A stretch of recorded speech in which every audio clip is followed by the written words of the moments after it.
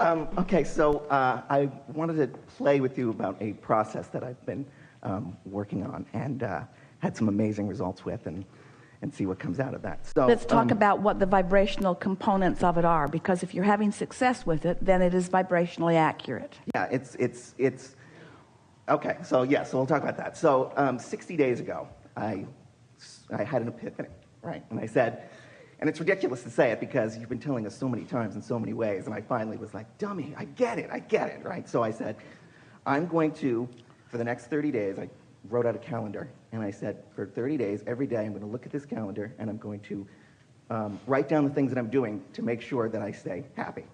Here's the things that I like to do. Here's the things that get me in that positive place.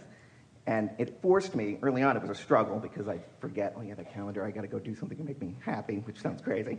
But started to do that, and after a while, it picked up momentum. And one of the things that I did was I wrote you a thank you letter for all the amazing things that happened as a result of the process, which hadn't happened yet. And so every day, twice a day, I would read that letter, picturing the hot seat and me reading it, or me saying it to you as if it had already happened. And I won't read the whole letter here, but some of the things that So let's just talk about the vibrationally accurate components so far. Okay. So by writing the letter now about something that hadn't manifested as if it already had manifested, you blurred the lines of present and future and focused upon the vibration, which caused you to offer a vibration that was not split. And when a vibration isn't split and you focus upon it in a steady way, manifestations come to the vibration. Doesn't matter. Everything is now. So whether you're thinking about the past or the present or the future, you're doing it all right now. Right. I've found the vibrational frequency and I'm practicing it now because of something that is coming.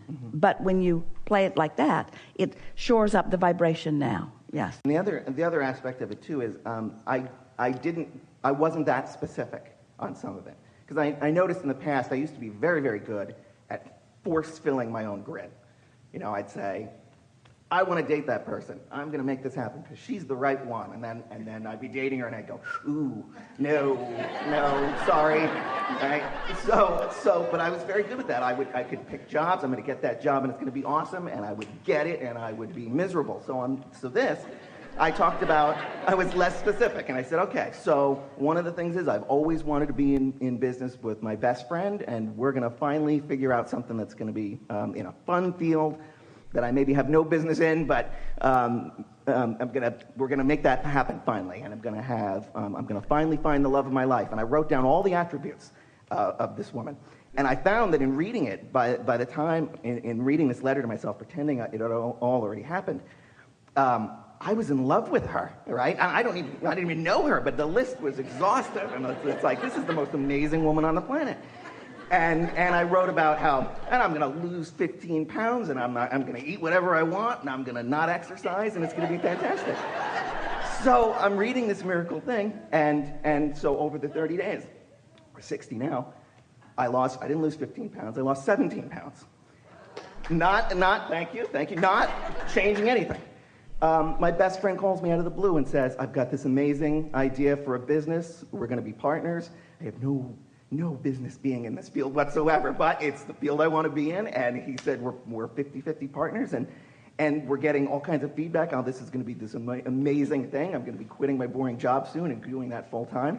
And then out of nowhere, a woman who I have carried a torch for 10 years, who we've been very, very good friends, all of a sudden one day says to me, I don't know why I'm saying this, but I can't not anymore. I am in love with you. And she is amazing, like amazing, and she's everything that's on the list. She did all of those things, and I'm sitting there and I keep looking at her going, really, me?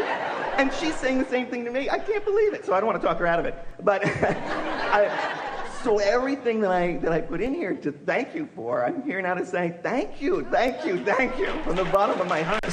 So let's talk about the components of this. It's very clear what he's been doing. Did you hear a few dozen words that you kind of wished he wasn't saying?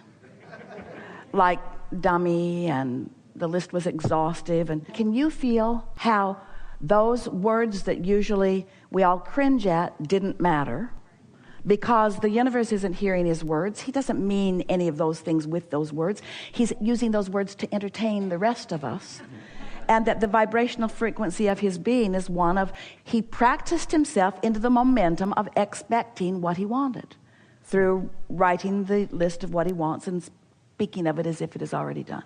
Yeah. Genius. That was the one half of it, and the other half was, so when I was doing those things to make myself happy, I wasn't doing it saying, okay, now I'm going to pet my cat because somewhere the love of my life is coming, right? And I wasn't doing it to try to make it happen. I was saying, I got that in the letter. I'm already going to be thanking Abraham and Esther and everybody. I get it. She's going to come out of nowhere. So right now, I'm just going to have fun petting the cat or doing whatever was on my list of fun things to do. Well, hear what you're saying. This is an important thing, because what he's saying is he gets it, that there's step 1, ask for what you want. Step 2, the universe has already lined it up. And step 3, getting in the place of allowing what you want. But the important thing about the reason that you might want to pet your cat is in petting your cat, you're doing the step 3 thing. You can't do step 1 and step 3 at the same time.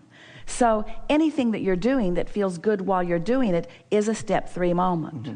There are 2 things that you talked about that we really think are worth shining a little light on because of how effectively they worked for you, and we just want to talk about what that is. The first thing is, when you are trying to motivate something into being, when you're trying to hammer it into being, you talked about that a little bit, there is this belief within you that there is some hurdle to overcome. And so when you talked about wanting to hammer the grid into place, when you take an easy approach about things, then you're more likely to be inspired. And the inspiration to act is really what we're talking about here.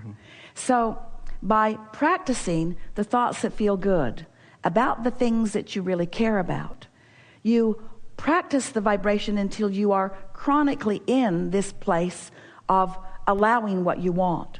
It's like on this emotional scale of spinning grid point of attraction discs, you found yourself chronically in that happy, good feeling place, because what you had written and what you were reading and what you therefore practiced into a place of expectation got you there so that you were chronically there, so that anything that is a vibrational match to that kind of momentum has to join you there. So we just want to point out the difference between being there and attracting up to where you are things that match it, as opposed to being in a place of trying to make it happen and trying to push things along. It's like pushing a noodle. Everything that you said is vibrationally accurate. Everything that we felt from you while you said it is vibrationally accurate. Good. Okay, good.